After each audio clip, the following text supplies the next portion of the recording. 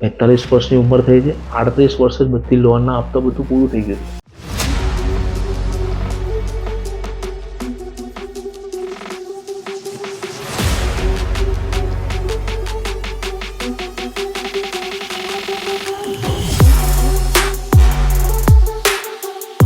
જય સ્વામિનારાયણ. રવિવારની સવાર આવી ગઈ. રવિભાઈ ઉપસ્થિત થઈ ગયા. રવિભાઈની યુટ્યુબ ચેનલ પર આપ સૌનું હાર્દિક સ્વાગત છે.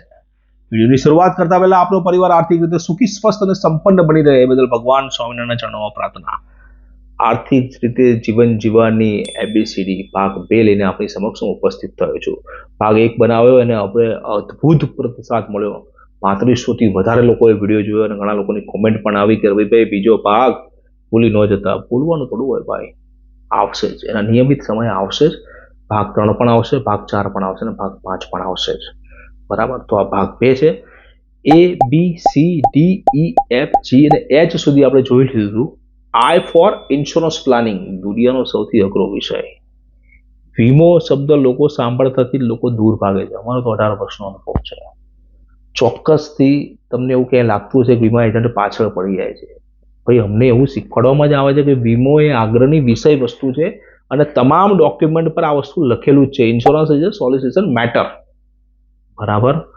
એટલા માટે અને સર્વેક્ષણ પણ એવું કહે છે કે 10માંથી 7 પોલિસી વીમા એજન્ટના ધક્કા અને આગ્રહના કારણે જ વેચાય છે. એમાં અમને ક્યાંય ખોટું લાગતું નથી. પણ જો તમે એવું વિચારતા હોય કે તમારું પોતાનું સારું આયોજન થાય તો બોલાય તરત આયોજન કરી દેવાનું. તમને એવું લાગતું હશે તમને વધારે પૈસા મળતા હશે તો વધારે કંઈક વસ્તુ મળતી હશે એટલા માટે અમે ધક્કા કહીએ, જેવું નથી હોતું. તમે ફક્ત એટલું યાદ રાખો કે તમને શું ફાયદો થાય છે. કારણ કે તમે પણ ક્યાંક કામ કરો છો તો ત્યાંથી તમને પણ કંઈક મળતું હશે તો જ તમે ત્યાં જતા હશો. બરાબર. તમારી આજુબાજુના સમાજની અંદર કોઈ વિધવા બહેનો હોય તો જઈને મળજો, એને પૂછજો કે તમારા પતિએ પૂરું આયોજન કર્યું હતું કે ઓછું આયોજન કર્યું હતું. 49% લોકોનો જવાબ હશે ઓછું આયોજન અને 50% લોકોનો જવાબ હશે આયોજન જ નહોતું કર્યું. વીમો એ આપણા માટે છે જ નહીં, આપણા પરિવાર માટે છે. વીમો મરવા માટે છે જ નહીં, વીમો પાછળ જે જીવિત રહે એની માટે જ છે. એટલે તેનું નામ લાઈફ ઇન્સ્યોરન્સ છે, નહીં તો ડેથ ઇન્સ્યોરન્સ ના નામ આપ્યું હતું. ખૂબ અગત્યની વસ્તુ છે. ભલે ABCD ની અંદર આ અહીંયા આવે છે, પરંતુ એનું આયોજન સૌથી પહેલા કરવું પડે. બરાબર. જો તમે તમારા પરિવારને પ્રેમ કરતા હો તો 100% પહેલી પ્રાયોરિટી પર આને આયોજન કરવું જોઈએ. પછી બધા ઇન્વેસ્ટમેન્ટ કરજો. કારણ કે ડેથ ઇઝ અનસર્ટેનલી સર્ટેન. મૃત્યુ અનિશ્ચિત છે પરંતુ નિશ્ચિત છે. કેટલી વખત પેપરમાં બનાવો વાંચીએ છીએ અને કેટલી વખત આપણે શમશાને જઈએ છીએ, પણ વૈરાગ વાંચીએ અને ત્યાં જઈએ ત્યાં સુધીનું જ હોય છે. જે આગળની વાત, જે ફોર જોઈન્ટ ડિસિઝન. તમને ખબર ના પડે, તને ખબર ના પડે, તને શું ખબર પડે આની અંદર. એવું જો તમે તમારી વાઈફને અથવા તમારા પત્નીને કહેતા હોય તો ભૂલી જજો. 50% એની હા હતી અને 50% તમારી હા હતી, એટલે જ તમારી અર્ધાંગીની થઈ જાય. એટલે એને ખબર પડતી જ નહીં એટલે જ તમારી સાથે જોડાયેલા છે. બરાબર. એટલે એવું ના હોય. ફાઇનાન્સની બાબતમાં ક્યાં, કેટલા, કેમ અને કોની પાસે પૈસા રોક્યા છે એ તમારી અર્ધાંગીનીને, તમારા પરિવારને ખબર હોવી જ જોઈએ. ખબર હોવી જ જોઈએ. કારણ કે અમે 50થી વધારે ડેથ ક્લેમ ચૂકવ્યા છે અને અમને એનો અનુભવ છે કે પછી સલાહ આપવાવાળા બીજા બદલાઈ જાય છે અને એનું ફાઇનાન્સ વેરવિખેર થઈ જાય છે. તો અમારી જેવા સારા વ્યક્તિઓનો નંબર આપી રાખજો. ભરોસો રાખજો કે અમે તમારું ક્યાંય પણ ખોટું નહીં કરીએ અત્યારે.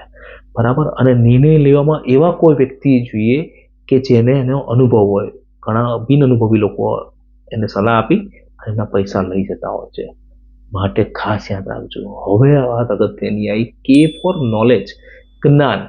10 સેકન્ડની ઇન્સ્ટાગ્રામ રીલ સાંભળીને આપણને જો એવું લાગે અથવા તો 5 મિનિટનો યુટ્યુબ જોઈને વિડીયો એવું લાગે કે આપણને બધું જ્ઞાન મળી ગયું તો તમારી ક્યાંક ભૂલ થાય છે. મેં પોતે 500થી વધારે પુસ્તકો વાંચ્યા છે અને ઘણા બધા પ્રોગ્રામોમાં પણ ભાગ લીધો છે, પણ સદીઓ સુધી પુસ્તકનું સ્થાન ઓડિયો અને વિડીયો નહીં લઈ શકે. એ પાક્કું જ છે. જો લઈ શકત તો આજની તારીખની અંદર આપણા છોકરાઓ સ્કૂલમાં ભણવા ના જતા હોત. એ પાક્કું છે. બરાબર. મતલબ પુસ્તકોનું સ્થાન કોઈ લઈ ન શકે. સૌથી વધારે કોન્સન્ટ્રેશન માણસનું પુસ્તક હોય ત્યારે જ રહેતું હોય છે, કારણ કે પુસ્તકની બહાર તમે જઈ ના શકો. જ્યારે રીલની અંદર તો જે જોવા માટે જે રીલ અથવા તો યુટ્યુબનો વિડીયો ખોલ્યો હોય ને, તો રાત્રે સૂતી વખતે સપનામાં આવે કે હારો તો બાકી રહી ગયો. એવા સારા પુસ્તકોનું જો લિસ્ટ તમારે જોતું હોય તો મને વોટ્સઅપ ઉપર આ નંબર પર હાય લખી અને બુક્સ નેમ લખજો, એટલે હું તમને સારા પુસ્તકોના ફોટા તમને હું આપી દઈશ. બરાબર. આ મેં વાંચેલા પુસ્તકોની યાદી છે અને રિકોમેન્ડેડ પુસ્તક છે. મેં છેલ્લા પાના સુધી વાંચેલા છે પુસ્તક, અને એમાં તમને સારું નોલેજ મળશે. નોલેજ મળે એ પૂરતું નથી, પછી એને એક્શનમાં લાવવું પડે.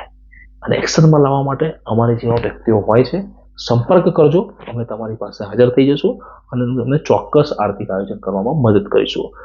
L for loan management. આમ તો લોન શબ્દનો ઊંધો અર્થ એવો થાય ન લો. 45 વર્ષની ઉંમર થઈ છે, 38 વર્ષે જ બધી લોનના હપ્તા બધું પૂરું થઈ ગયું છે, અને હવે કોઈ દિવસ જિંદગીમાં લોન લેવાની જરૂર પડશે નહીં, તો ભગવાનના આશીર્વાદ છે.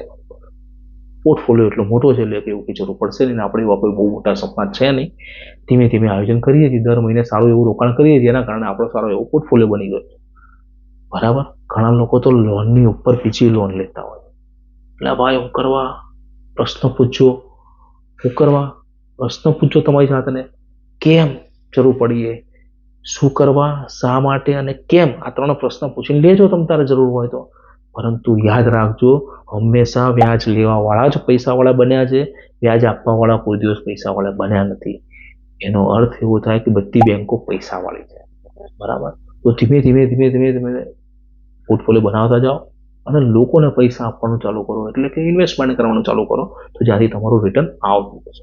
વિડીયો અંત સુધી જોયો હોય તો નીચે 100% લખીને કોમેન્ટ કરજો, જેનાથી અમને ખબર પડે કે આપ અંત સુધી વિડીયો જુઓ છો. અને અમે આવા નવા વિષયો લઈને આપણી સમક્ષ દર રવિવારે ઉપસ્થિત થઈશું. વિડીયો સારો લાગ્યો હોય તો ABCD ભાગ 1 અને ABCD ભાગ 2 ને આપણા ગ્રુપ સર્કલની અંદર શેર કરજો. ABCD ભાગ 3 ખૂબ જ ટૂંકા સમયમાં આપની સમક્ષ આવી જશે. જય સ્વામિનારાયણ.